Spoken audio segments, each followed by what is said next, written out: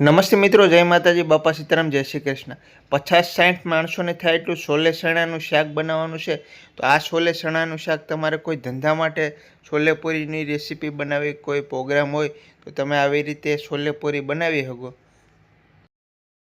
આ કાબુલી છોલે ચણા છે, જે દેખાવમાં થોડા નાના આવે છે, દેશી ચણાથી સહેજ મોટા આવે એવા આપણે કાબુલી ચણા 2 કિલો લીધા હતા। એને ફૂલ બાફી નાખ્યા છે। જો આવી રીતે સહેજ ફાટી જાય, ફૂલ બાફવાના, 2-4 સીટી મારી દેવાની, એટલા કુકરમાં અથવા તપેલામાં બાફી નાખવાના। 50 વ્યક્તિને થાય એટલું આપણે છોલે ચણાનું શાક કરવાનું છે। તો 2 કિલો આપણે કાબુલી ચણા બાફી નાખ્યા, અને આ 3.5 કિલો આપણે ડુંગળી લીધી છે। બાઉલનું વજન 200 ગ્રામ જેવું હશે, તો 3.5 કિલો આપણે ડુંગળી લઈ લીધી। ડુંગળી 3.5 કિલો લીધી, અને 1.5 કિલો ટમેટાં લે છે।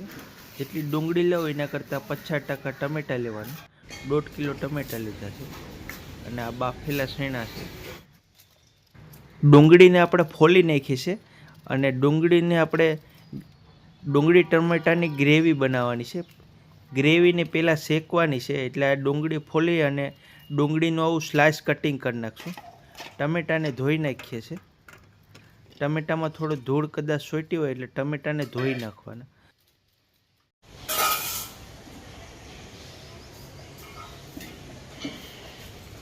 અત્યારે આપણે આ 5 કિલો ગ્રેવી પકાવવાની છે, એટલે 500-700 ગ્રામ તપેલામાં તેલ લઈએ છીએ, અને તેલને થોડું ગરમ કરી દેવું। અને આ લસણ લીધું છે, 200 ગ્રામ જેવું લસણ લઈ લેવાનું, એને ડુંગળીમાં જ નાખી દઈએ છીએ। એટલે આપણે જ્યારે ડુંગળીની ગ્રેવી પકાવશું ત્યારે લસણ પણ પાકી જાય। તો 200 ગ્રામ જેવું લસણ લઈ લેવાનું।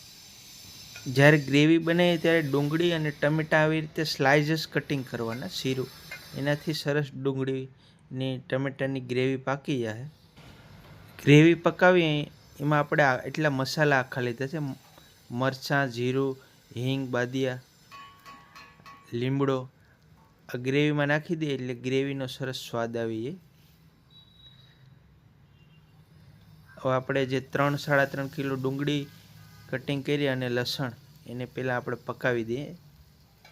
એને 5-7 મિનિટ પકાવી દેવું, અને ગ્રેવી પકાવતા હોય એટલે ગેસ મીડિયમ રાખવાનો, ફૂલ ફાસ્ટ નહીં રાખવાનો, અને આવી રીતે તવીથાથી સતત હલાવતું રહેવાનું। બધી મિક્સ કરી દેવાનું, તેલવાળી ડુંગળી ને લસણ થઈ જવું જોઈએ।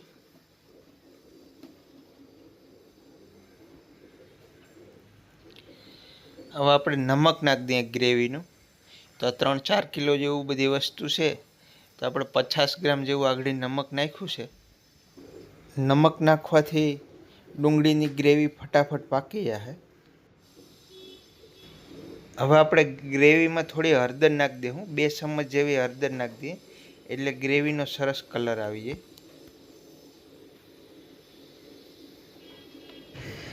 હળદર મીઠું નાખ્યા પછી ગ્રેવીને પકાવી દેવાની, અને ડુંગળી પાકી જાય પછી આપણે આની અંદર ટમેટાં નાખશું। પહેલાં ટમેટાં નહીં નાખવાના, પહેલાં ડુંગળી લસણ પકાવી દેવાનું, બાકી ડુંગળીને પાકતા વાર લાગી જાય। હવે આપણે ડુંગળી પાકીને 10 મિનિટ જેવું થઈ ગયું છે, ડુંગળી બરાબર કમ્પ્લીટ પાકી ગઈ છે। હવે આપણે જે 1.5 કિલો ટમેટાં સ્લાઇસ કટિંગ કર્યું હતું એ નાખી દઈએ। જો ડુંગળી દેખાવમાં એકદમ ઢીલી થઈ ગઈ છે, પાકી ગઈ છે, તો આવી રીતે ડુંગળી પાકી જાય પછી ટમેટાને હવે આપણે 5 મિનિટ પકાવી દઈએ, એટલે ટમેટાં બરાબર પાકી જાય। ટમેટાની ઉપરની છાલ ઉખરવા માંડે, અંદરનો પાકવા માંડી જાય એટલે સમજવાનું ટમેટાં પાકી ગયા છે। તો આવી રીતે 2-3 મિનિટ થઈ ગઈ છે, જો ટમેટાના કલર બદલી ગયો છે, એકદમ ગ્રેવી સરસ થઈ ગઈ છે। હળદર, મીઠું, લસણ અને આ છોલે ચણાની ગ્રેવી બનાવી છે, આવી રીતે છોલે ચણાની ગ્રેવી બનાવીને શાક બનાવજો, ઘરે ખાવા માટે પણ બનાવજો, મસ્ત બનશે।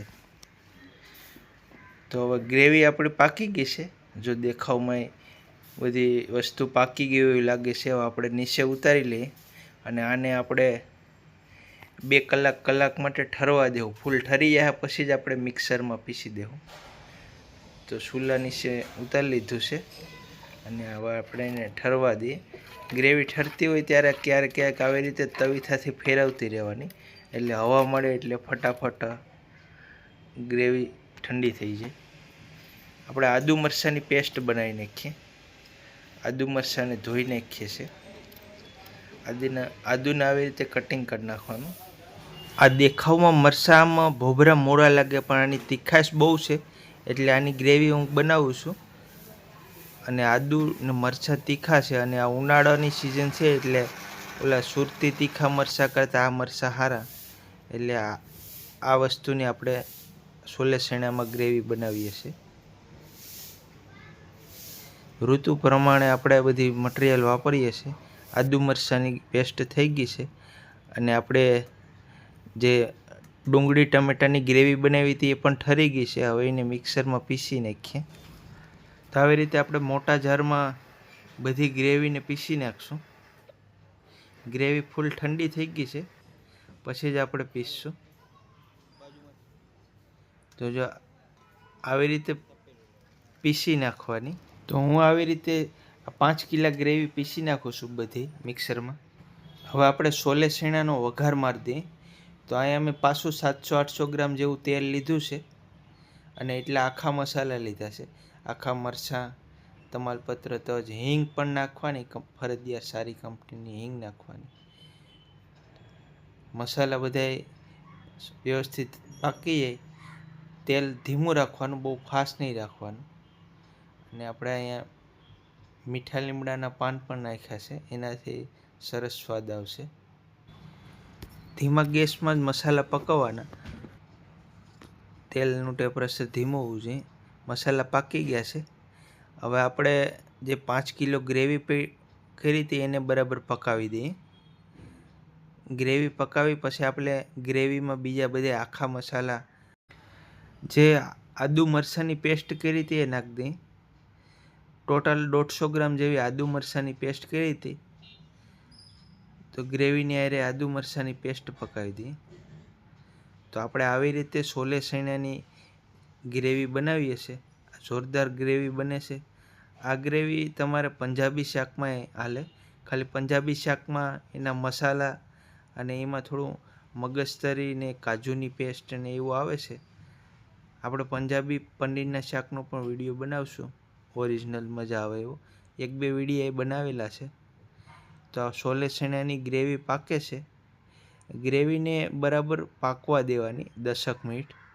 અને ગ્રેવી પકાવતા હોય એટલે આવી રીતે તવીથાથી સતત હલાવતું રહેવાનું. તો આપણે મીડિયમ ગેસ ઉપર ગ્રેવી પકાવીએ છીએ, તો ગ્રેવીના છાંટા ઉડે છે. તો ગેસ ધીમો કરી દેવાનો. હવે આપણે નમક નાખી દઈએ. આપણે ડુંગળી પકાવવામાં નમક નાખ્યું હતું, પણ આપણે અત્યારે આ ટોટલ 7-8 કિલો જેવી શાક બનશે, એટલે આપણે અત્યારે 30 ગ્રામ જેવું નમક નાખ્યું છે. અને આ તીખું મરચું છે રામદેવનું, બહુ વધારે નહીં નાખવાનું. 50 ગ્રામ જેવું તીખું મરચું નાખું છું રામદેવનું.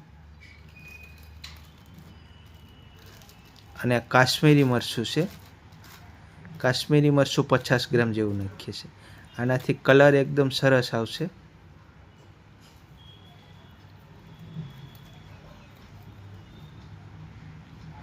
સોલે શેણાનો મસાલો, જો તમે સોલે શેણાનું શાક બનાવો તો સોલે શેણાનો મસાલો નાખવાનો ફરજિયાત.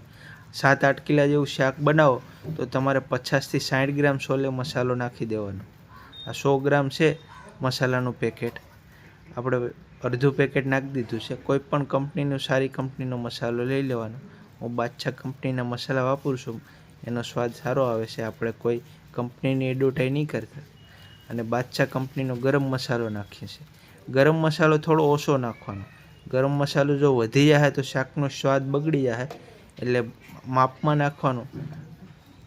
આ એટલું શાક છે તો આમાં આપણે ચમચી, 1.5 ચમચી, 5-7 ગ્રામ જેવો મસાલો નાખ્યો છે. વધારે ગરમ મસાલો નહીં નાખવાનો. હવે બધા મસાલા આપણે નાખી દીધા છે, અને બરાબર આપણે મસાલાને પકાવી દઈએ. આપણે હળદર અત્યારે નથી નાખતા, કારણ કે શાક ઓલરેડી પીળું લાગે છે. અને આપણે જે ડુંગળીની ગ્રેવી પકાવવામાં હળદર નાખી હતી, એટલે હવે કોઈ બીજા મસાલાની જરૂર નથી. થોડો સંચર પાવડર નાખી દે છે, કાલા નમક કહેવાય, ચપટી એક કાળા નમક નાખી દે. જો શાકની ગ્રેવી એવું હોય તો ટેસ્ટ કરી લેવાની, ખારું ન થઈ જાય એનું ધ્યાન રાખવાનું. આપણે જે તપેલીમાં ગ્રેવી ભરી હતી એમાં થોડું પાણી નાખી દઈએ, એટલે આપણે આ ગ્રેવી વેસ્ટ ના જાય, એ પણ વપરાઈ જાય. અને થોડું આપણે 2 લીટર જેવું પાણી નાખ્યું છે. અને એવું લાગે છે સેજ જો ગ્રેવી પતલી પડી ગઈ તો તમે 10-20 ગ્રામ જેવું બેસન સારીને નાખી શકો, એનાથી પણ સરસ ગ્રેવી થઈ જાય. અથવા સોલે શેણા હોય એને થોડા પીછી નાખવાના. તો આપણે જે 2 કિલો સોલે શેણા બાફ્યા હતા એકદમ કમ્પ્લીટ, હવે સોલે શેણા નાખી દઈએ છીએ. તો 2 કિલો કાચા સોલે શેણા બાફો એટલે બફાઈ જાય તો 4 કિલા જેવા થઈ જાય. તો આ 4 કિલો જેવા સોલે શેણા અને 5 કિલો જેવી ગ્રેવી છે. આ ટોટલ 10-12 કિલો શાક બની જાય. આ 20 કિલાનું તપેલું છે, અડધા તપેલા ઉપર ભરાઈ ગયું છે, એટલે ટોટલ 10-12 કિલો શાક બની ગયું છે. આ 50-60 માણસો ગમે એમ ખાય, ખૂટે નહીં. અને હવે આપણે એમાં ધાણા જીરું નાખી દઈએ છીએ. ધાણા જીરું નાખવામાં લોભ નહીં કરવાનો, 100 ગ્રામ જેવું નાખી જ દેવાનું. કારણ કે ધાણા જીરું ઓરિજિનલ આપણે રામદેવ કંપનીનું વાપરીએ છીએ, અથવા તમે ઘરનું પીસી શકો. ઓરિજિનલ નાખવાનું સારી કંપનીનું, તો જ એનો સ્વાદ આવશે. બાકી અમુક તૈયાર સસ્તા પેકેટ આવે એ તો શું વાપરતા હોય, એમાં કોઈ સ્વાદ જ ના હોય. તો જે સ્વાદવાળા મસાલા હોય એ જ નાખવાના, તો જ શાકનો સ્વાદ આવે છે. અહીંયા આપણે આ જગ્યા ઉપર 4-5 દિવસનું રસોઈનું કામ મળ્યું હતું, અને અમુક ઘણા વિડીયા આપણે બનાવેલા છે, પાઉંભાજીના છે, એ વિડીયા આપણે નાખશું. પણ આ સોલે શેણાનું શાક બનાવ્યું હતું, છોલે પૂરી હતું, બધાએ ખૂબ વખાણ કર્યા હતા કે શાક સરસ બન્યું હતું, છોલે પૂરી ખાવાની મજા આવી ગઈ હતી. અને અમે કેટરસમાં પૂરી કેમ બનાવી હતી 50 માણસોની, એનો વિડીયો આપણે બનાવ્યો છે. તો કોઈ ધંધા માટે છે, કોઈ તમે ઘરે પ્રસંગ હોય ને છોલે પૂરી બનાવો, તો આવી રીતે છોલેનો વિડીયો તો આપણે મૂકી દીધો છે. પણ તમે આવી રીતે પૂરી બનાવજો એની હારે, તો પૂરી મસ્ત લાગશે. તો દેખાવમાં જ એકદમ સરસ બની ગયું છે, અને ગ્રેવી પણ એકદમ સરસ છોલે શેણા હારે સોટી જાય છે.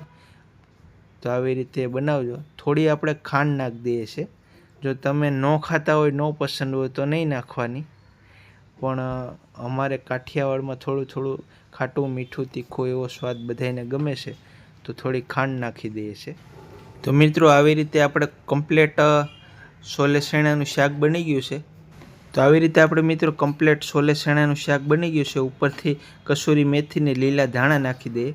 વિડીયો સારો લાગ્યો હોય તો વિડીયોને લાઇક કરી દેજો, શેર કરી દેજો. કોઈ છોલે શેણાનો શોખીન શાકનો ખાવાનો હોય ને આવી રીતે શેર કરી દેજો. વિડીયોને લાઇક કરી દેજો, શેર કરી દેજો. ચેનલમાં નવા હોય તો સબસ્ક્રાઈબ કરી લેજો. મળીશું અગલે વિડીયોમાં. જય માતાજી, બાપા સીતારામ, જય શ્રી કૃષ્ણ.